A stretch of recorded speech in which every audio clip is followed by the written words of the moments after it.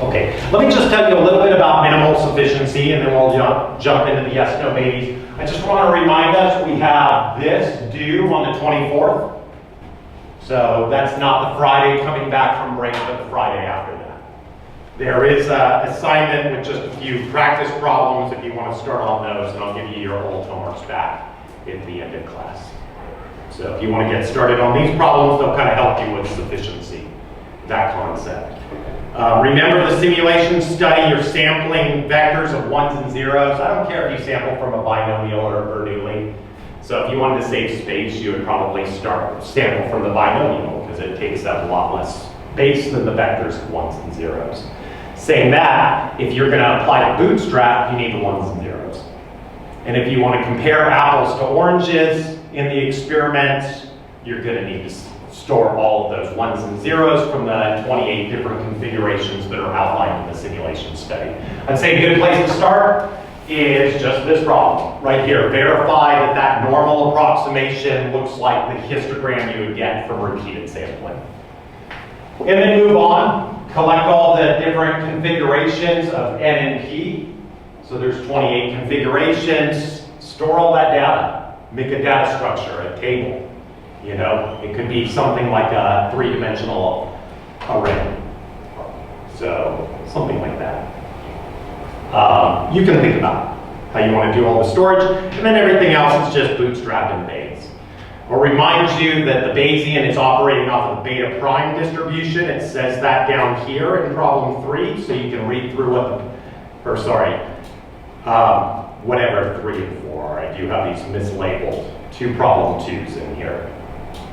So whatever that problem number is. For the Bayesian, if you're ending up transforming your beta distribution into the odds ratio, it's going to be a beta prime distribution.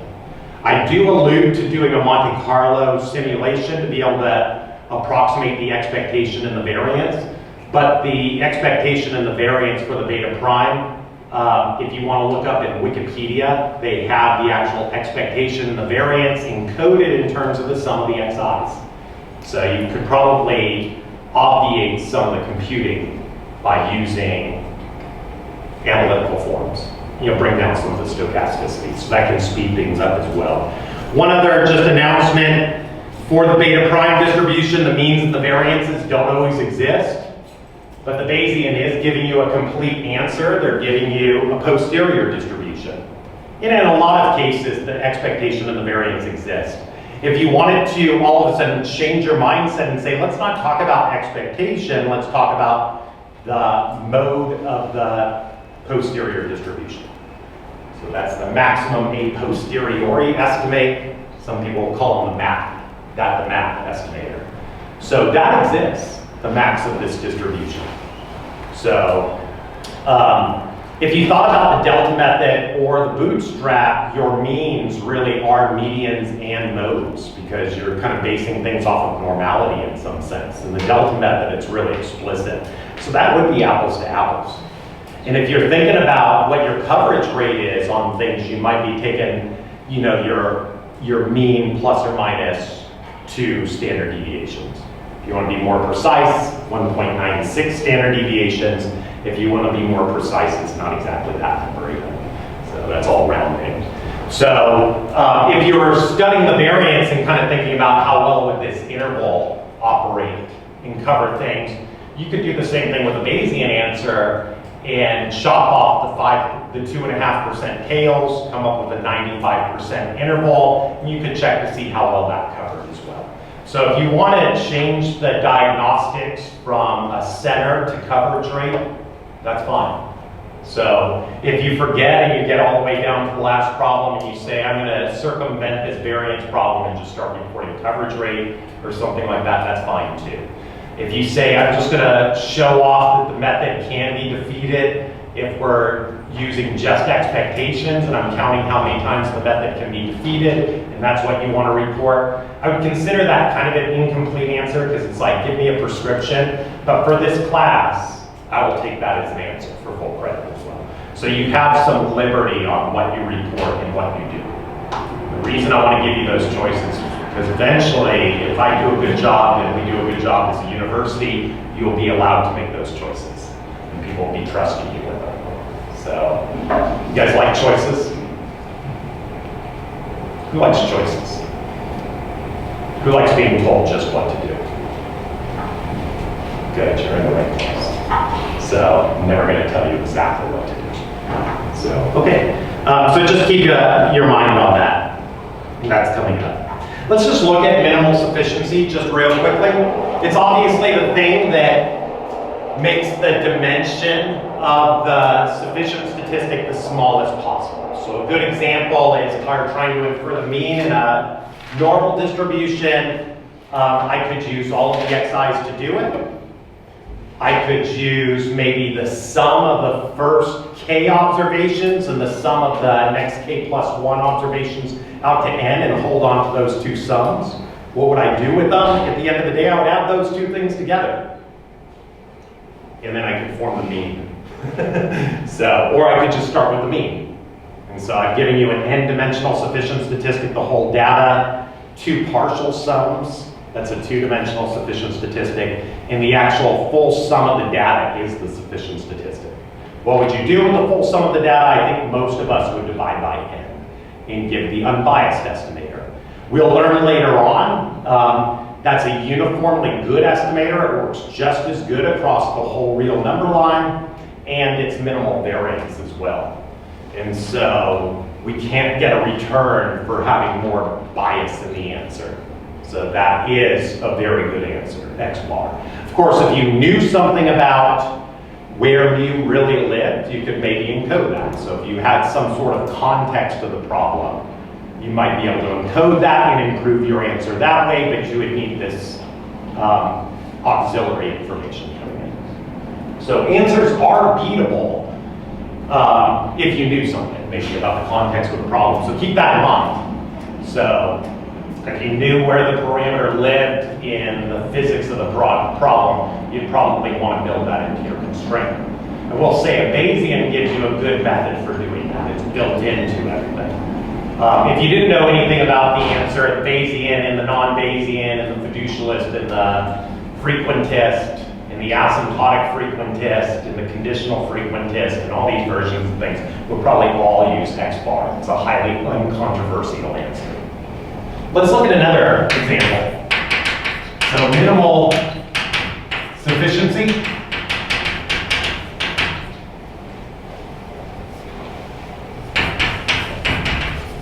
Let me give you a definition. This definition is in the book. A minimal sufficient stat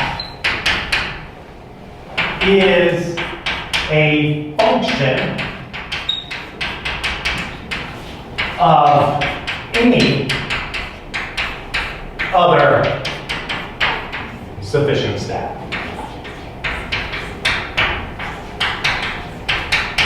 This isn't a great definition because it doesn't tell you how to use anything. How would I verify something was a minimal sufficient stat? What that means in the context of our example is for inferring mu in a normal distribution is I can compute X bar from all of the Xi's. So I can take a function of all of the Xi's and reduce it to X bar.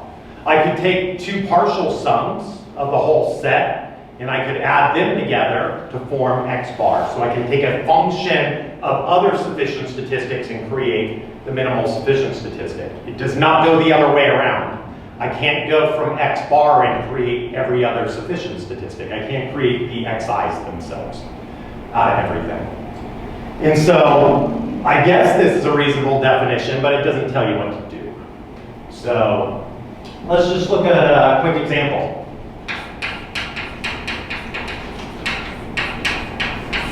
Let's say Xi's are coming from a Poisson distribution. There's only one parameter in the Poisson. I'll remind you everything's IID, and I see n data points. And we're going to assume we get to know that. So in most problems, you get to know what n is. It's not a mystery. You know how many data points you collected. Later on in the class, we might ask questions like, what does n need to be to get certain properties out of things? That's a slightly different question before you go and collect the data, how much you do get. So we'll assume we get to know there's n data points. If I want to write down the joint distribution,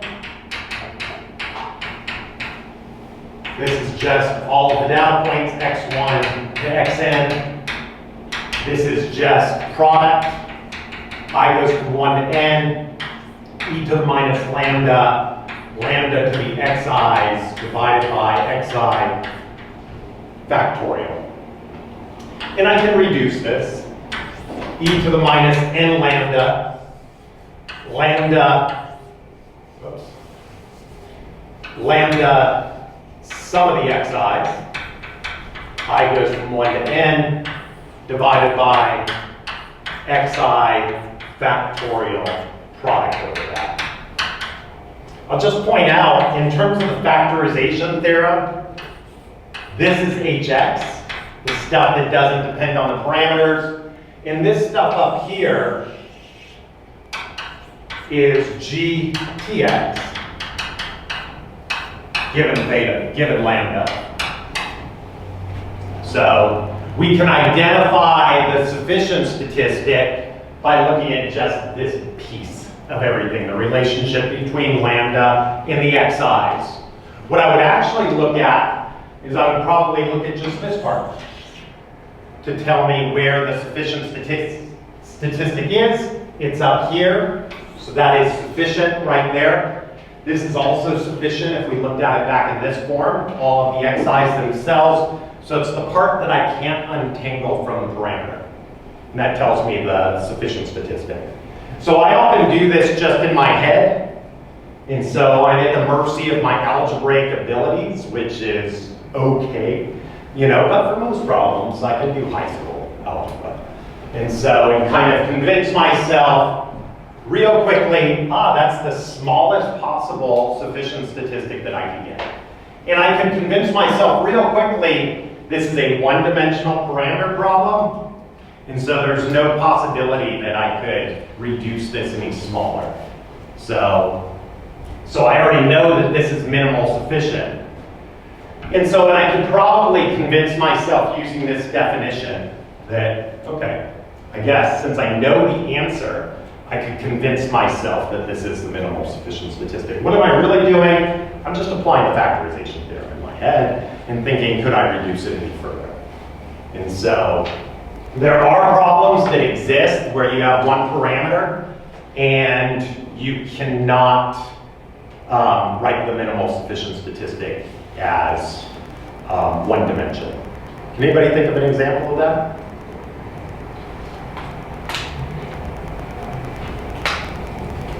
One parameter problem and the minimal sufficient statistic is bigger than one dimension.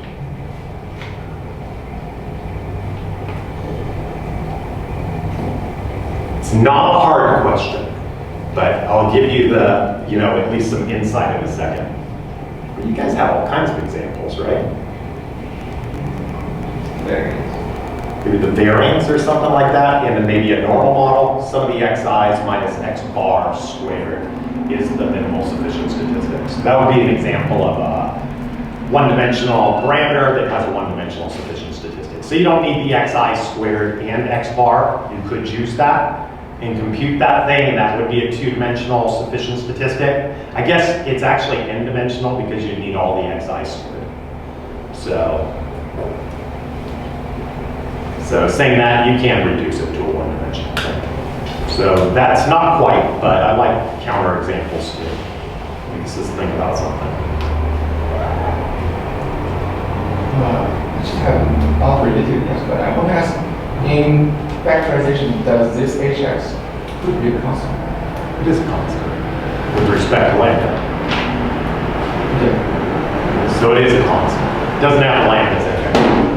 It's not a constant with respect to the sample, but it's a constant with respect to maybe the likelihood function, is the way I like to think about it. So it's a constant with respect to the parameters.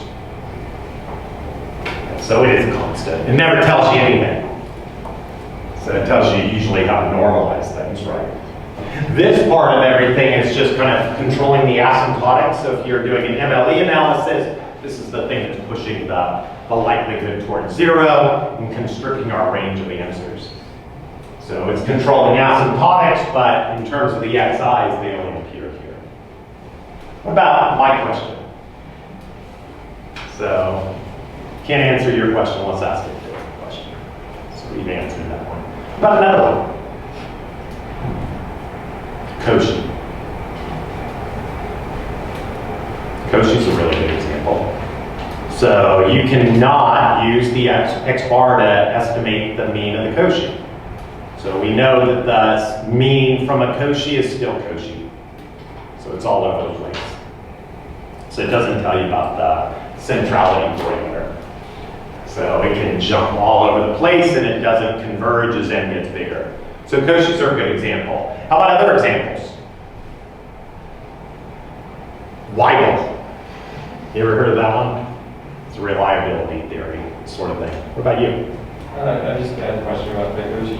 So you're saying if it doesn't have the mean, what does it mean to have a sufficient statistic? For what? For the mean. It's not the mean, it's the location parameter. So it's not a mean in a Cauchy. Cauchys are T1s. T1s don't have their means. They don't have their variances either. You could work through the factorization theorem and notice you cannot factorize a Cauchy distribution. Yeah, exactly. One of these definitions will click. So then they'll all kind of click. That's why we have multiples. So non-exponential family stuff. Why do we like the exponential family? Why do I like it? That means usually I can come up with reduced dimensional sufficient statistics for my calculations. So if I'm evaluating the likelihood in a loop all the time, I want to be able to compute it as fast as possible. So it does two things for me. It saves space and it saves computational time to use it. So if I what I used to think in my first year of grad school is, if all of the data is sufficient, I don't care anymore about any of these concepts. I'll just use all of the data. So, but there are practical concerns, and if you were Fisher, you would want to understand properties, because that's just interesting in its own, but it's one of those properties that actually can benefit you practically. So non-exponential family stuff. Exponential family stuff we like because it reduces the dimension of the sufficient statistics. So all of a sudden I was like, oh, okay, all that exponential family stuff now means something to me. There is an advantage to working in that family. So, okay. Here's the actual practical way to verify that a test statistic is minimal sufficient. So more practically, if I gave you a minimal sufficient statistic, you could verify using this statement that it is minimal sufficient. So this looks like this. F of x given theta, again, this is all of your data, xn, divided by f of y. This is kind of an auxiliary data set that I'm imagining. So I'm kind of imagining both of these data sets. I don't need real data to do this. I just need to imagine real data in here. So these are y1s to yn.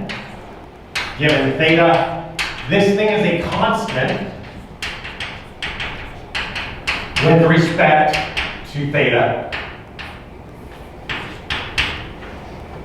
So this is going to be a constant if and only if there exists a function t of x that is equal to t of y. This thing is minimal sufficient. So the min sufficient thing is t. I don't care if you plug x into it or what. So that's the function. So I will point out we looked at something like this to verify sufficiency, the ratio of two distributions, the original distribution and the one involving the sufficient statistic. If that thing is constant, we know that that statistic in there is sufficient. This is testing exactly the same thing. This criterion, if it's constant, it's telling you whatever function you can plug in right here is sufficient. So it's that same exact proof. We won't outline that in great detail, I just want you to know the definition. The minimally constraining thing, the most constraining thing is saying that it has to be this particular function to make this thing constant is going to mean that that function is minimal sufficient. So it's the most constraining thing. So the simple fact that this is constant for whatever statistics I might plug in here, functions of the data, is just telling us it's sufficient, and then I have this most constraining thing right here. Let's look at this example. So instead of a proof, let's just kind of see if we get it, what this is saying. So what I would have to do is, for the Poisson example, I need to just write out f of x given lambda and divide by f of y given lambda. And this thing is going to be the product. I goes from 1 to n, e to the minus lambda, lambda to the xi's over the xi's factorial, divided by product. I goes from 1 to n, e to the minus lambda, lambda to the yi's, divided by the yi's factorial. And so I could ask the question, when is this constant? And I could make a conjecture that this is constant if all of the if the xi's and the yi's are equal to each other. So this is a constant if xi is equal to yi for all I. That just means for all values I. So that's true, but I don't need that to be true. So it certainly means that the xi's are sufficient, so we've kind of verified if this is a constant, then we're verifying sufficiency for the same reasons as that original proof for sufficiency. So, but I don't need all of the xi's to be the yi's. I don't need that to be the function. I need to think about what the most constraining function is for this to be a constant.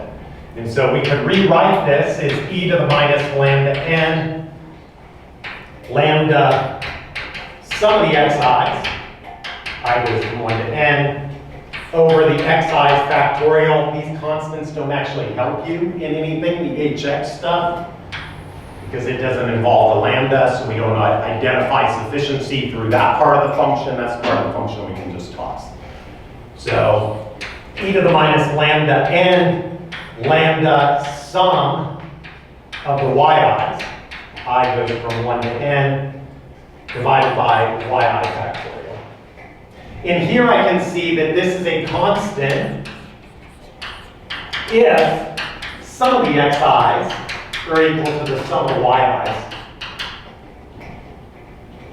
I'll just suppress my indexing, because we all know what I'm saying. So this is the most constraining thing right here. That's the condition we really need. How do we verify that to ourselves? It's up to our imagination and our high school algebra skills. So I don't think that there's any surefire way to do this for sure, other than to convince yourself what is the minimal or the tightest constraint that I can add to all of this such that this is a constant. So if I can convince myself this is the condition that I need and I don't need that condition, I need a more constraining condition for this to be absolutely true, then I can verify that this thing is minimal sufficient. So sum of the xi's, I goes from 1 to n, is equal to t of x, is minimal sufficient. I don't think I'll come up with any problems for you that are too difficult to work through the algebra and convince yourself of what is minimal sufficient. But I really just play this iterative game in my mind. Could I reduce it any further, or I have to think about the problem? So, but those are some at least working definitions in a more practical thing that if somebody gave you a test statistic, you can verify whether or not it's minimal sufficient. So I may ask you to do some verification on the midterm, but I won't ask you to just come up with it off the top of your head. So I'll give you at least something that's pretty straightforward, probably something from the book. So for this particular problem, and ask you, is it minimal sufficient? And I might ask you, could you please just write down the criterion for verifying minimal sufficiency? So that's what this class is kind of about, is all the generalizations. Any questions on that? Okay, plenty of examples in the book. Plenty of examples in that small homework set I gave you. Let's do yes, no, maybes. I think we can do this in about 20 minutes. So yes, no, maybes. I'm going to let you ask me about a concept, and I'm going to drop it into a category, yes, no, maybe, whether or not it's on the exam.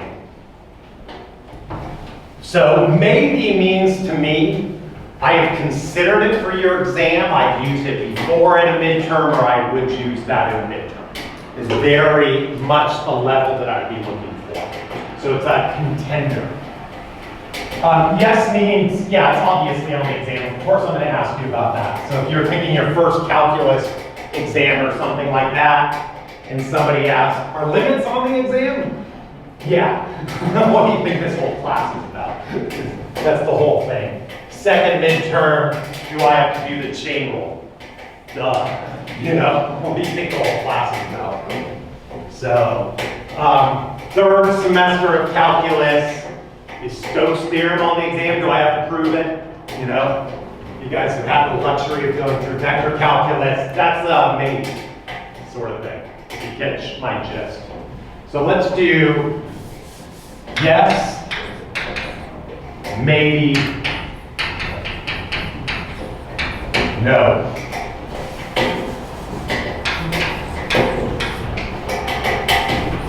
Yes, no, maybe just sounds better to me. I don't know why. So, you have the floor. There is a question you should always ask about every exam. Doesn't mean anything, but this is the first question I always want to know. What is it? It's true for any exam. It's fine.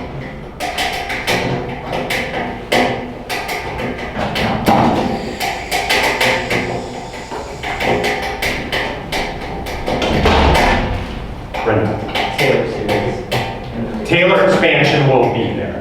So you will need to know how to Taylor expand. I'm not going to test you on Taylor's theorem, but using a Taylor expansion will be necessary on this exam. So Taylor's, and this is going to be an application of Taylor's. I don't need you to say much about radius is convergent or what Taylor's theorem is specifically, and it's that statement about the sequence is ordered. The information in Taylor's is ordered. So as we start adding in more terms, we get diminishing return. And then there's some statement about the biggest argument in the approximation compared to the smallest return in the remainder. I'm not going to ask you anything about that. I just kind of expect you to know it. So, but you will apply Taylor's. And now you have an idea of two questions that I might ask you. What else you guys got? Additive mixture models. No. Not yet.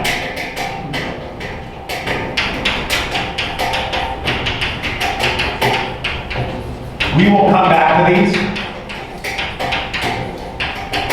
but not yet.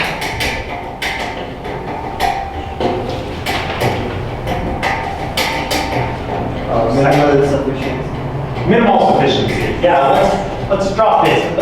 Let me just be nice. There is one question that involves minimal sufficiency, and it's verifying something as a minimal sufficient statistic. So make sure you understand that working definition. The ratio is constant if and only if some function is equal to each other. So minimal sufficiency.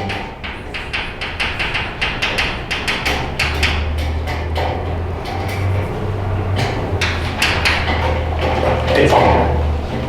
I did make your exam over the weekend. I just thought it was a little unfair to answer these questions without actually writing. So it is written. I'm not going to change it. Unless you pick all my questions.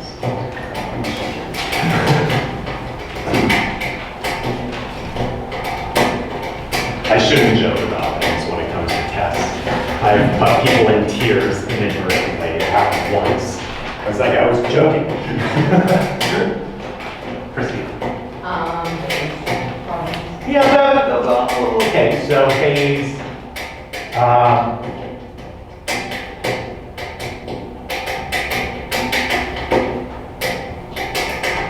It's not on there.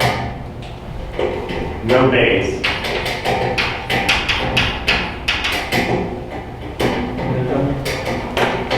Delta method is on there.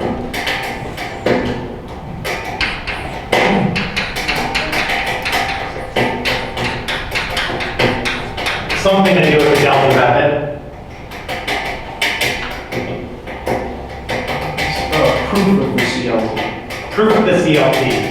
This is definitely a maybe. Proof of CLT. Definitely a super high contender.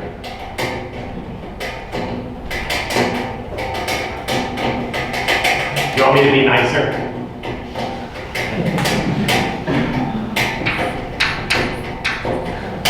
Probably.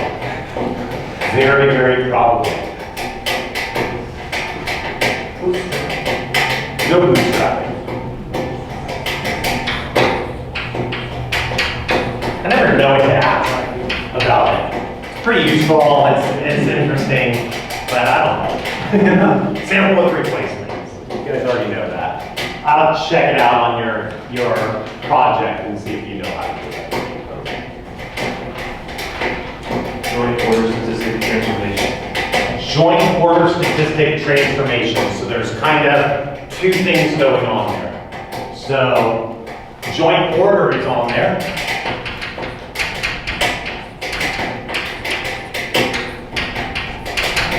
So I'm not going to tell you exactly what my problem is, but it's not that R and B thing. So it's not the range and the mid-range. I guess I use N and the book uses B. So I'm not going to do any complicated integrations. So if we do transform something, it's going to be relatively straightforward. So joint order stats are on there. No inverse CPI.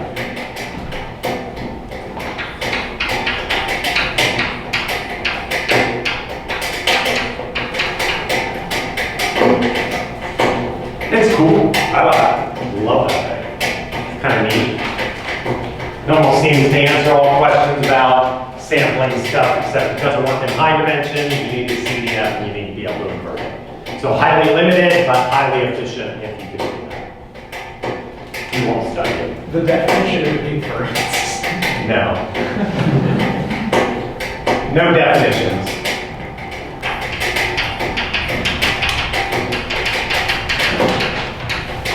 So no specific definitions. I'm not saying I won't do it, it's up to my mood.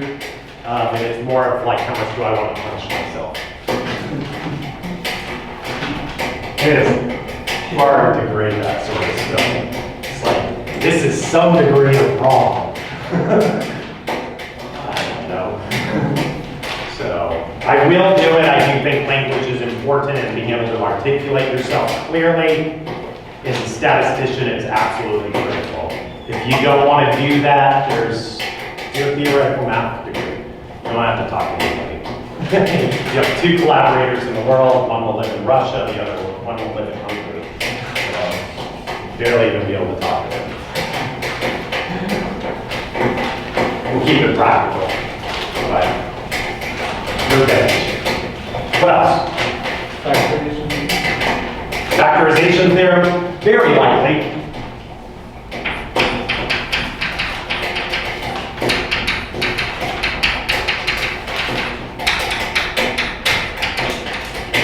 If I'm asking you things about sufficiency, while there's more than one way to do things, factorization theorem can be extremely helpful.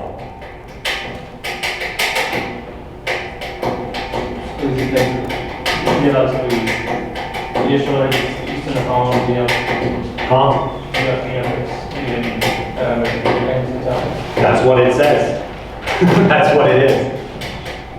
So, I could ask you to prove it. I could ask you to use it. Both are easy enough.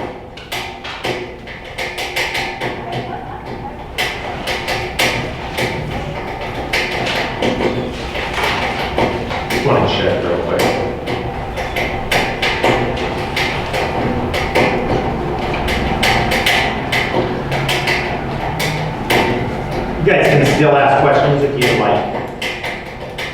Non-engineering functions. MGF will be there. So where do you think it would be there? Yeah, it's either a CLT or delta method thing. So it's kind of already subsumed in this. So it's just whether or not we're proving or just using. But if you use delta method, you're using Taylor's or MGF maybe in some sense. I guess if you're proving. So you need it for the proofs. So I will not ask you to know any MGFs other than normal's MGF. So that's the only one that you're responsible for. So it'll be the standard normal. So e to the t squared divided by 2. Keep that one in your head. It's a plus, not a minus. So it's the opposite in this case. In general, do we memorize the distributions? You do not need to memorize them. You need to be intimately familiar with them and all of their properties. So anything we've touched in class is fair game. So T-distribution, F distribution. like what? T-distribution, F distribution. Yeah, maybe. So F we haven't touched enough. I haven't given you the analytical form, but anything I've given you the analytical form for is fair game. So I don't need you to know their MGFs, but I need you to know expectations of variance. So they'll certainly help you. So that's kind of what I've said over and over again. If you want something that will always pay off, know your distributions and maybe their first 2 moments or something like that. When I say first 2 moments, I mean expectation and variance. Make sure you know whether or not they have them.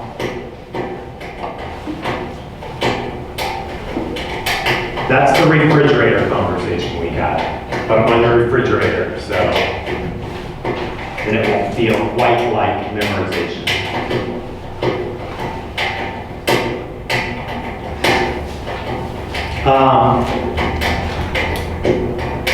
I'm going to rephrase something.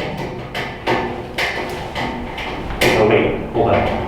That's a different exam that I wrote.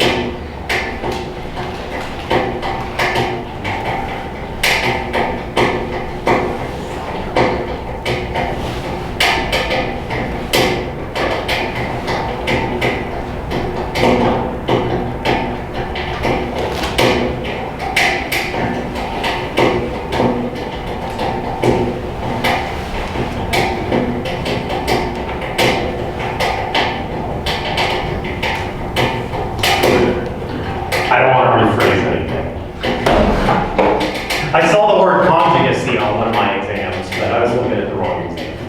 So, still same question. No base. What else? Part of the distribution, do we need to prove them or do we need to? What do you mean? I mean, with the distribution, is it proof? Give me an example of proving the distribution. I'm not sure I understand exactly what do we prove.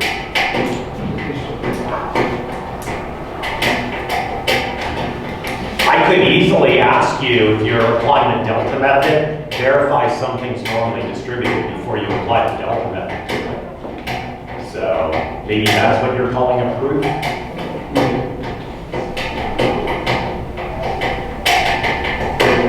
Basically, casting all the properties managed from the CDF and then having the distribution. Proof is a funny word. So I would call that, I didn't prove anything there. I just kind of drew a picture. So he's pointing to the joint order statistic thing and seeing how we derived all of that. The proof can be at the level of the picture.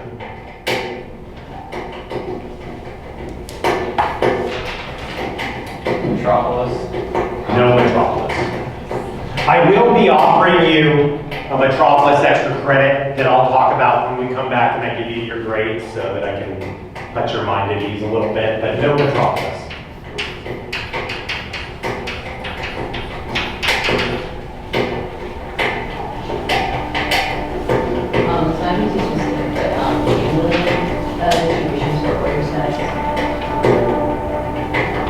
I see. Maybe. So.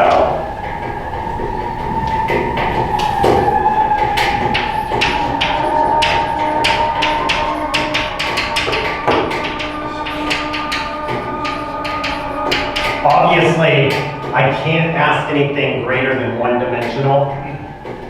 So that limits the ability to do all of that. If you had the PDF, you could always come up with a cumulative.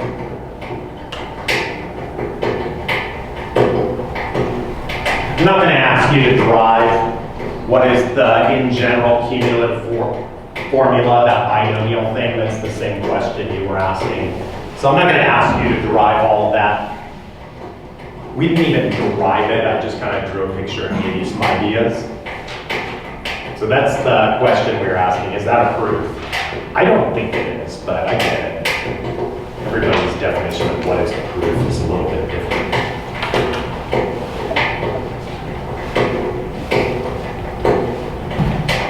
Specifically the second order delta method? No second order delta.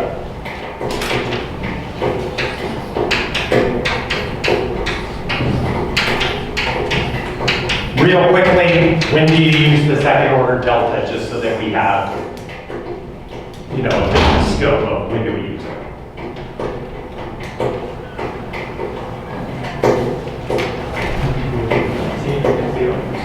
G prime 0. That's when G prime is 0. That's when you use second order delta. But I'm not going to ask you that. It at least tells me studying is still required before Wednesday.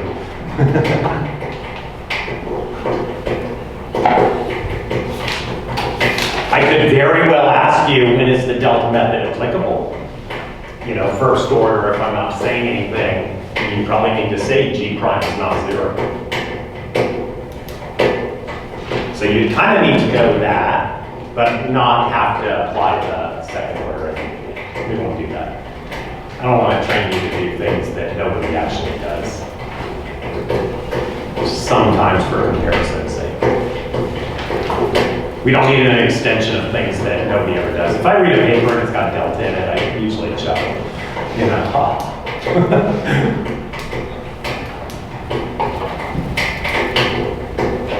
I don't really care about the whole asymptotic statement. It's normal. I want you to demonstrate that that's useful enough to be applied. So when I see little arrows and say, oh, it's normally distributed, I just don't, you know? So show me that that's useful if you're about to apply it.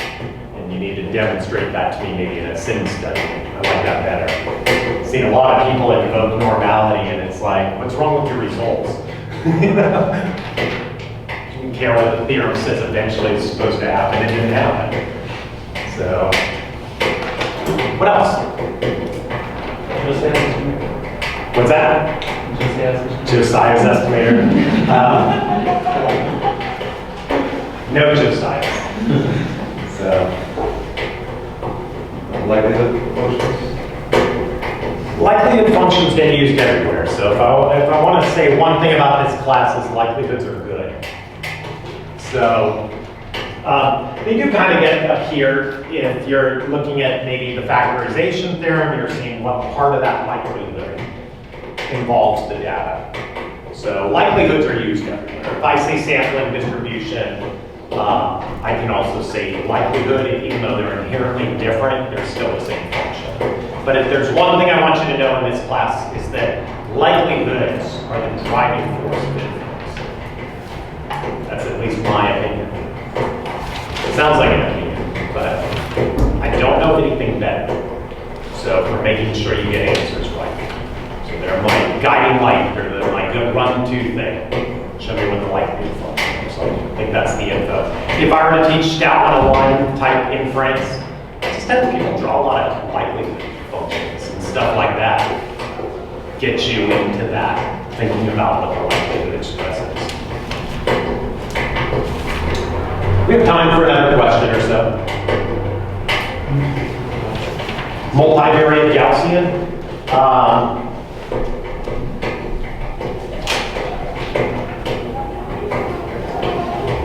No.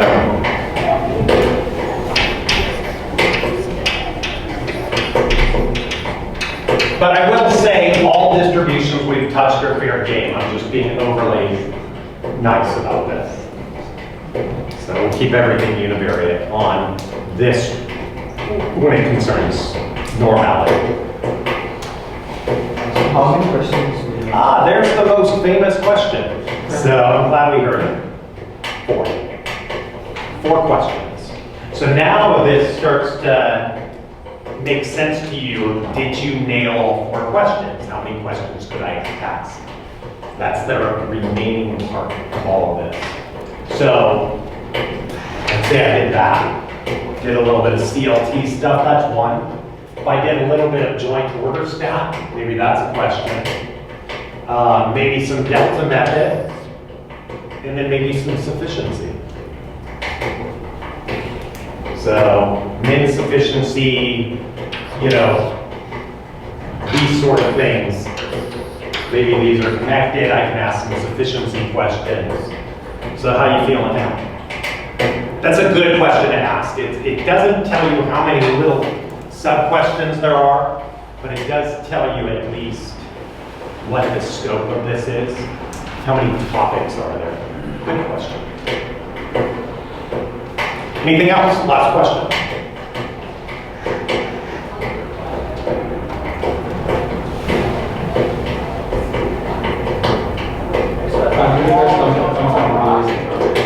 It does. Yeah, so it's not there. Yeah, so good. Yeah, now we get it. So this session could be useful. So, sweet. So maybe we got everything. So usually the final question is there anything obvious that we're missing on the board? And you're at the mercy of my generosity. I think you guys have it. So I think that we have said enough that you can anticipate my exam. Sound good? See you Wednesday morning. Try to be here a couple minutes before. I'm going to give you your exams. I'm going to ask you to write your name on the exam. That's very important. There's always 2 of you that don't do it. You know what I do with those exams? I don't have names. I don't know. I sit there and go, what the heck? And try to figure out who's who. And then I go and ask if I can't discover the handwriting or something like that. It's really just irritating. So write your name on the exam and then you'll wait. And then I'll tell you when to begin. I'll read you the questions, you know, about a minute before beginning. And we will have 50 minutes to take the exam. So if we start at 9:07, I'll give you until the 9:57. Sound good? If you walk in late, I'm just going to hand you the exam. Good luck. Write your name on it. Okay. Thanks, you guys. It's not meant to be, you know, a heart-wrenching exam, but I think studying is required. Oh, let me give you your homework back. Rent it.